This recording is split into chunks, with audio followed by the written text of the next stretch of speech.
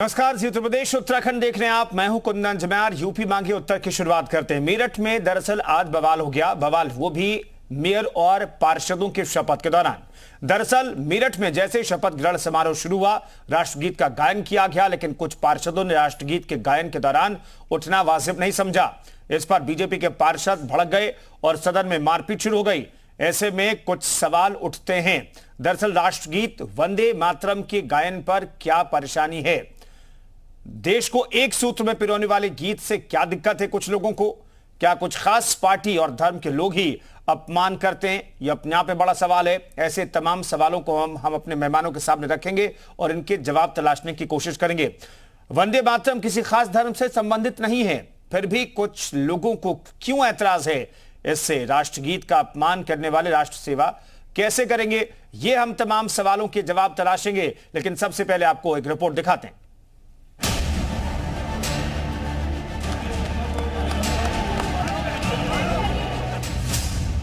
राष्ट्रगीत का अपमान, मेरठ में महासंग्राम।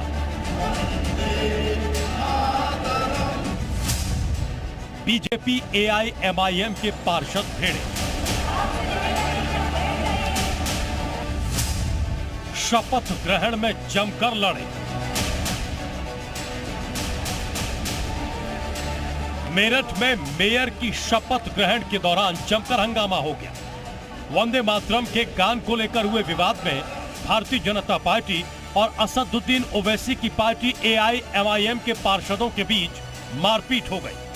मेरठ में महापौर शपथ ग्रहण समारोह आज हंगामे की भीड़ चढ़ गया, जहां वंदे मातरम को लेकर आज समारोह में जमकर हंगामा देखने को मिला। जहां एआईएम के पार्षद पर वंदे मातरम ना पढ़ने के आरोप के बाद बीजेपी के लोगों ने उसकी जमकर मारपीट कर दी, जिसके बाद जो पुलिस थी वो मौके पर पहुंची और पूरे मामले को अपने कंट्रोल में लिया। फिलहाल एआईएम के पार्षद की ओर से अभी कोई तहरीर मांग नहीं। महापौर और पार्षद पद के लिए शपथ ग्रहण चल रहा था। शपथ ग्रहण समारोह चौधरी चरण सिंह विश्वविद्यालय के नेताजी सुभाष चंद्र बोस प्रेक्षागृह में हो रहा था। कार्यक्रम के शुभारंभ के दौरान वंदे मातरम जैसे ही शुरू हुआ, बीजेपी के मुताबिक एआईएमआईएम के पार्षदों ने राष्ट्रगीत का बहिष्कार कर दिया, जिसे लेकर दोनों पक्षों में बहस हो गई और देखते ही देखते गणमान्यों के बीच मारपीट होने लगी। तो वंदे मातरम जिनको नहीं ज्ञान है उनको इसकी शिक्षा लेनी चाहिए। भारत में रह के वंदे मातरम का विरोध, भारत में रहते वंदे मातरम आचरण सही ना करना, ये भारत माता का अपमान है। ये देश की 140 करोड़ देवतुल्य जनता का अपमान है। इसको हम बर्दाश्त नहीं करेंगे। बीजेपी के कुछ गुंडे आने के बाद बोले कि तुम लोग वंदे मातरम क्यों नहीं पढ़ रहा? अरे भाई खड़े तो हैं, बोले बस इसी बात को लेकर के विवाद हो गया। बोले आप यहाँ से जाइए, आप यहाँ से जाइए, आपका यहाँ कोई काम नहीं। भाई हम सभा समारोह में आए हैं, पब्लिक ने हमें चुन के भेजा है यहाँ पे, तो ये इन्हें किसने राइट दिया हमें यहाँ से भगाने का? भाई हैरत इस बात की है कि नेताओं के बीच मारपीट डीएम, एसपी सिटी और सीओ सिविल लाइंस के सामने हो रही थी। हालात इतने बिगड़ गए कि पुलिस फोर्स के साथ ही आरएएफ को भी बुलाना पड़ा। कार्यक्रम के प्रारंभ में वंदे मातरम गीत के गाए जाने को लेकर एआईएमआईएम के कतिपय पार्षदों द्वारा जो है आपत्ति की गई, जिसको वहां मौजूद अन्य पार्षदों के और उनके सहयोगियों द्वारा विरोध करते हुए हंगामा किया गया। इस दौरान वहां मौजूद पुलिस के द्वारा तत्काल इन लोगों को जो है परिसर से बाहर निकाल दिया गया और शपथ ग्रहण की प्रक्रिया पूरी हो चुकी है। राष्ट्रगीत के अपमान और शपथ ग्रहण के दौरान मचे घमासान की वजह से एआईएमआईएम के 5 पार्षदों की शपथ नहीं हो पाई। अब ये शपथ शनिवार को नगर निगम में होगी। ब्यूरो रिपोर्ट, जी मीडिया।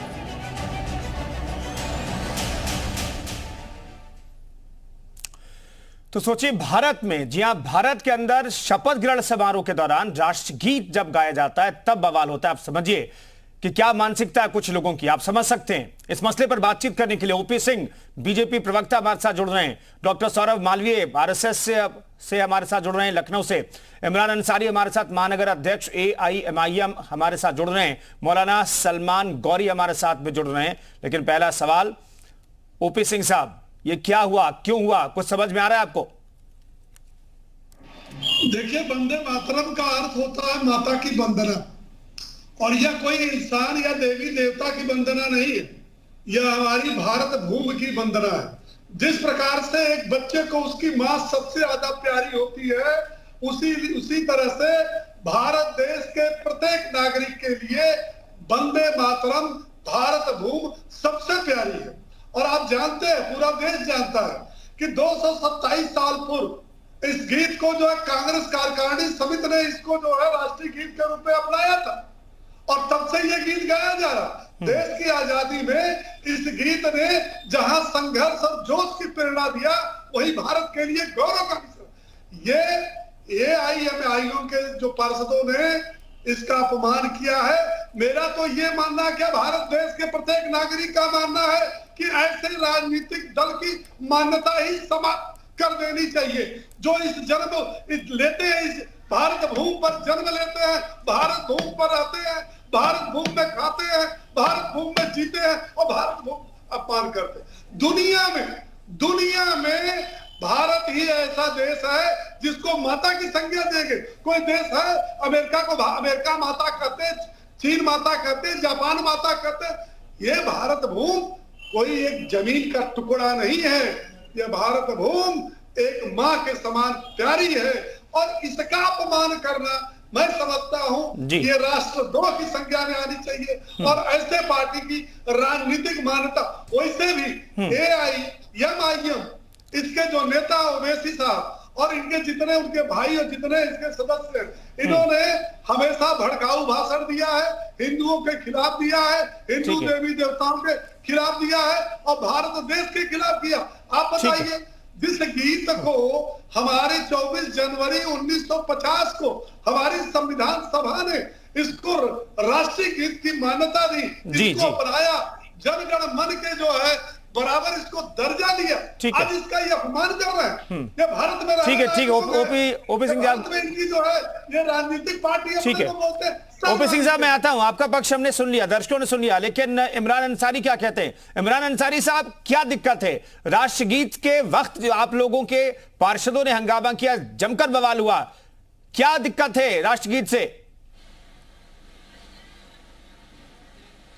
देखिए, आपको फीडबैक जो है वो ठीक नहीं मिला है, आपकी टीम ने होमवर्क नहीं किया है। जो हमारे बीजेपी के प्रवक्ता यहाँ बात कर रहे हैं, बहुत लंबी लंबी यहाँ बातें कर रहे हैं, देशभक्ति पर हमें ज्ञान दे रहे हैं, इनको जानकारी नहीं है। ये कहाँ बैठे, इनसे पूछिए पहले हुआ क्या है। मैं उस सदन में मौजूद था, मैं उस हॉल में मौजूद था।